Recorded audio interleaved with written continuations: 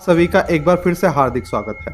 भूत, प्रेत, आत्मा और उनका किसी इंसान के साथ सामना हो जाना, इन बातों पर विश्वास करना किसी व्यक्ति विशेष की सोच और उसके जीवन से जुड़ी घटनाओं पर निर्भर करता है। जहां एक तरफ अनेकों लोग इन बातों को सिरे से नकारते हैं, वहीं कुछ लोग ऐसे भी हैं जो इन बातों पर पूरी तरह से विश्वास करते हैं और अपने या किसी अपने के साथ हुई ऐसी ही घटनाओं को याद कर सिहर जाते हैं। आज के एपिसोड में हम भी आपको ऐसी ही घटना से रूबरू कराएंगे जिसका खौफ आज तक मौजूद है। ये घटना है उत्तर प्रदेश के गोरखपुर डिस्ट्रिक्ट के गांव बाखिर की, जहां सागर नाम का एक नौजवान अपने परिवार के साथ रहा करता था। 24 वर्ष की आयु में सागर का विवाह गायत्री देवी से करा दिया गया। सागर जात का कुम्हार था। जहां एक तरफ गायत्री देवी एक बेहद सुलझी हुई संस्कारी लड़की थी, वहीं सागर एक हंसमुख और दिलफेक किस्म का व्यक्ति था।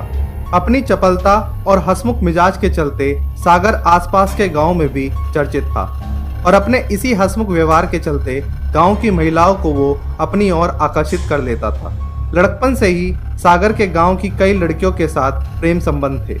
यह बात गायत्री देवी नहीं जानती थी, लेकिन शादी के कुछ ही दिनों बाद गायत्री देवी को सागर की चपलता और उसकी गलत आदतों का अंदाजा होने लगा था और एक दिन सागर गांव की एक विवाहित महिला चंदा के साथ आपत्तिजनक स्थिति में रंगे हाथों पकड़ा गया। चंदा के पति और उसके अन्य घर वालों ने सागर की जमकर पिटाई कर दी। उधर दूसरी ओर गायत्री इस बात को जानकर बेहद आहत हुई। वो एक पतिव्रता महिला थी, इसलिए ये सब सहन नहीं कर सकी। यह घटना सागर और गायत्री के बीच गहरे विवाद की जड़ बनी और सागर ने अपनी बीवी गायत्री को उस रोज बुरी तरह से पीटा। वो तब तक पीटता रहा जब तक गायत्री ने दम नहीं तोड़ दिया और शाम तक ये खबर पूरे गांव में फैल गई कि सागर की बीवी गायत्री देवी ने खुदकुशी कर ली है। लेकिन सागर और उसके परिवार ने पंचायत और पुलिस के डर से गांव वालों को ये कहा कि गायत्री देवी नाराज होकर अपने घर चली गई है। रातों रात गायत्री देवी की लाश को उसी तालाब के किनारे की जमीन में गाड़ दिया गया, जहां से सागर और उसका परिवार मिट्टी के बर्तन बनाने के लिए मिट्टी लाया करते थे। किसी को कानों कान खबर नहीं हुई और सागर और चंदा का नाजायज रिश्ता पूरी बेशर्मी के साथ चलता रहा। फिर एक बार सागर की पत्नी गायत्री देवी सागर के सपने में आई और सागर को चेतावनी दी कि अगर उसने ये सब बंद नहीं किया तो उसका अंजाम बेहद खतरनाक होगा। और अगली सुबह जब सागर की आंख खुली तो वह हक्का बक्का रह गया, क्योंकि आंख खुलने पर उसने पाया कि वो अपने घर में है ही नहीं।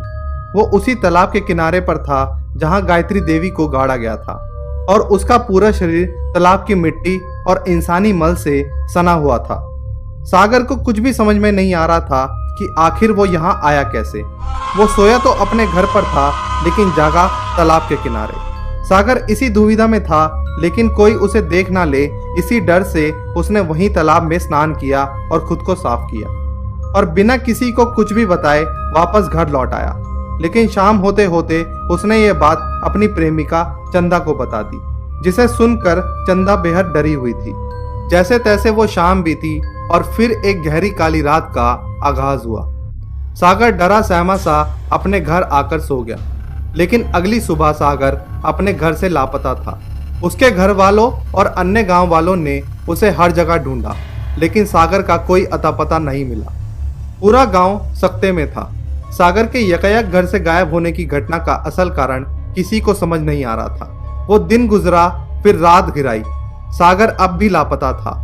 और अगली सुबह गांव वालों की हैरानी तब और बढ़ गई जब गांव में ये बात फैल गई कि सागर की प्रेमिका चंदा भी अपने घर से गायब है। ये खबर आसपास के गांव तक आग की तरह फैल गई। लोगों ने आशंका जताई कि सागर और चंदा साथ में घर छोड़कर भाग गए हैं, लेकिन उनको ढूंढने की कवायद पूरे दिन चलती रही। दिन ढलते ही गांव वालों ने जो देखा उसे देखकर हर किसी के होश उड़ गए और सागर के घर वाले तो ये दृश्य देखकर थरथर कांपने लग गए।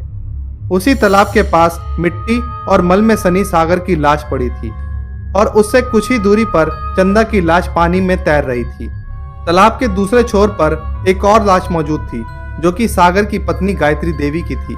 वही गायत्री देवी जिसे सागर ने हफ्तों पहले पीट कर मार डाला था और उसकी लाश को तालाब के किनारे गाड़ दिया था।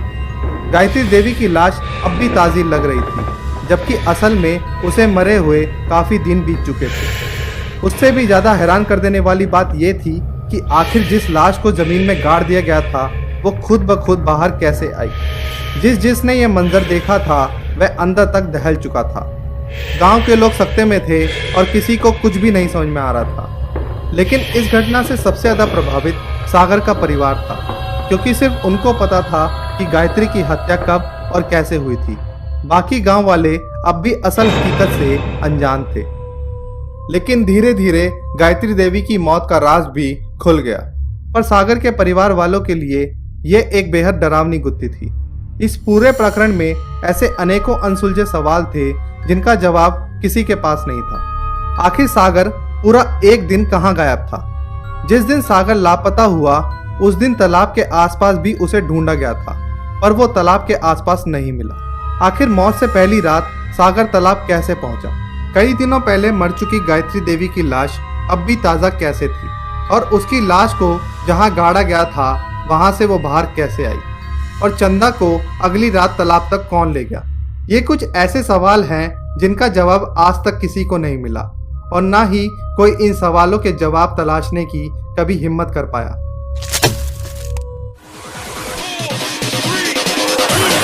Yeah!